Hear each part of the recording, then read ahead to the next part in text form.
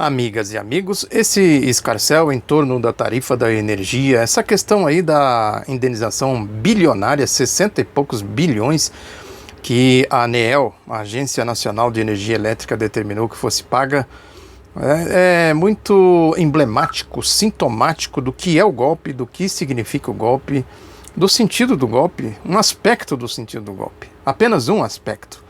Mas é um aspecto que diz respeito a todo o espectro do golpe, que é o benefício do setor privado, da turma do dinheiro. Não tem o menor sentido isso que a ANEEL vem fazendo. Na verdade, esse escarcéu vem lá desde 2012, quando a presidenta Dilma anunciou, ela renovou a medida provisória, renovando a concessão, antecipando a concessão. As empresas não participariam das concorrências. As concessões que venceriam de 2015 a 2017, em troca, teria que reduzir a tarifa em média em torno de 20%. Depois teve aí umas outras medidas que ela adotou para que as empresas aderissem a esse acordo, a esse tratado. No entanto, a mídia foi para cima, as empresas, algumas empresas não aceitaram, e enfim, criou a confusão. Porque é isso, quando se trata de beneficiar o povo, de fazer alguma transferência de renda, alguma coisa que tire dos ricos, dos poderosos, para que o povo seja beneficiado, o resultado é isso aí. É o que a gente está vendo. A presidenta Dilma se propôs a pagar a indenização, porque essa seria uma restituição dos investimentos que as empresas fizeram em redes, até o ano 2000, que isso depois seria amortizado aí ao longo do tempo. Que, no entanto, a presidenta, ao fazer essa medida, ao tomar essa medida, anunciou que anteciparia o pagamento aí desta indenização. Esta indenização sairia de um fundo chamado Reserva Global de Reversão, que foi um fundo criado em 1988, que seria exatamente um recurso que seria acumulado para ir amortizando aí esses investimentos, enfim, para que o processo de extensão, a cobertura de energia elétrica pelo país se expandisse. Está contido aí no espírito do programa Luz para Todos, que levou energia elétrica para os mais distantes rincões do país. Enfim, tem todo um procedimento, tem todo aí um processo que a mídia simplesmente faz questão de esconder tudo isso. Este fundo, esta Reserva Global de Reversão, PGR, conhecido pela sigla de PGR, que fim levou? Teve um entreveiro que a ANEEL, já ainda no governo Dilma, no final ali do governo Dilma, a ANEEL foi para cima da Eletrobras, que seria a administradora deste fundo, cobrando e dizendo que tinha a administração errada dos recursos desse fundo, que a Eletrobras estava utilizando, na verdade, para fazer exatamente essa expansão da cobertura da rede, levando a luz, a energia elétrica aí para todo o país.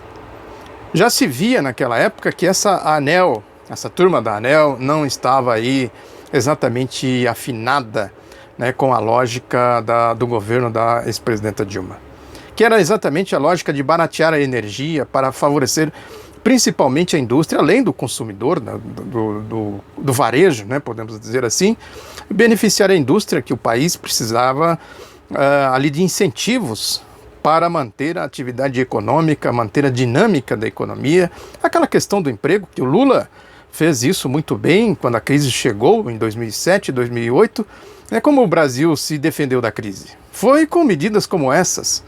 A presidenta Dilma tomou a decisão nesse sentido, exatamente para manter essa dinâmica da economia. Agora, a questão toda que a gente deve se perguntar é o seguinte: primeiro, fazia sentido aquilo que a presidenta Dilma, aquelas medidas que a presidenta Dilma estava tomando? É evidente que fazia para quem olha por esse ponto de vista.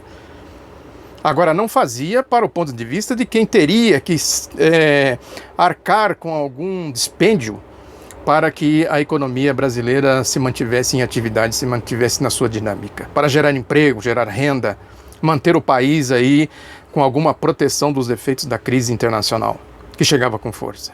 Esta é a primeira questão. A outra questão, e esse fundo? Por que a mídia não fala desse fundo, desse PGR? Que fim levou? Quanto de dinheiro que tem lá? Né? Por que não se utiliza, enfim, os recursos do PGR para abater essa dívida? Por que tem que passar para o consumidor e repassar para o consumidor? Enfim, é mais um processo aí de falácias, né, de grandes mentiras, né, de grandes distorções da realidade para favorecer exatamente os patrocinadores do golpe. Eles não estão preocupados aí em abastecer o país. Teve também um outro efeito aí que foi aquela crise, aquela seca, aquela crise hídrica gravíssima que aconteceu naquele período ali, que o governo teve que acionar as termoelétricas. São questões aí para a gente refletir e para a gente saber exatamente do que se trata, o que é o fundo da questão, qual é o pano de fundo da questão. É preciso também recordar lá o apagão do Fernando Henrique Cardoso, né? O que eles fizeram exatamente, por que teve aquele apagão que, segundo uma auditoria do Tribunal de Contas da União, né, publicada em 15 de julho de 2009, né, mostrou que o apagão elétrico gerou um prejuízo ao Tesouro de 45,2 bilhões de reais. Aquilo foi um prejuízo de fato, não esses 60 aí que a Globo, a mídia de uma maneira geral, a direita, os golpistas, tentam apresentar, enfiar goela abaixo do povo brasileiro. Esse é o ponto fundamental.